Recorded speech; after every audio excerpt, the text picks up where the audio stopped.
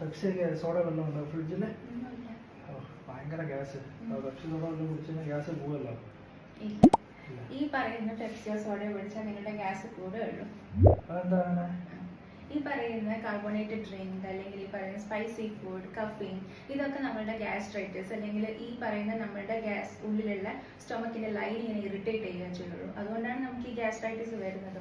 So ഈ പറയുന്ന carbonated drink എത്രത്തോളം നിങ്ങൾ കുടിക്കുന്നോ അത്രത്തോളം നമ്മളുടെ ഇറിറ്റേഷൻ കൂടും. അത് കാരണം ഗ്യാസ് കൂടുക ചെയ്യുള്ളൂ. സോ ഈ പറയുന്ന സ്പ്രൈറ്റ് അല്ലെങ്കിൽ ഈ ഷുഗറി ആയിട്ടുള്ള കാർബണേറ്റഡ് ഡ്രിങ്ക് ആണെങ്കിൽ അതിൻ്റെ അകത്തുള്ള എമൗണ്ട് ഓഫ് ഷുഗർ എന്ന് പറയുന്നത് വളരെ കൂടുതലാണ്. അത് നമ്മുടെ ഹെൽത്തിനെ വളരെ മോശമായിട്ട് ബാധിക്കും. സോ അത് വേണോ അതോ മെഡിക്കലി നമുക്ക് ട്രീറ്റ്മെന്റ് എടുക്കുക അല്ലെങ്കിൽ ചൂടുവെള്ളം കുടിക്കുക അങ്ങനെയുള്ള കാര്യങ്ങൾ ചെയ്യണോ? ഈ പറയുന്ന പോലെ നമ്മൾക്ക് ഇൻസ്റ്റന്റ് റിലീഫിന് വേണ്ടിയിട്ട് നമ്മളുടെ ഷുഗർ ഉള്ള അല്ലെങ്കിൽ ഈ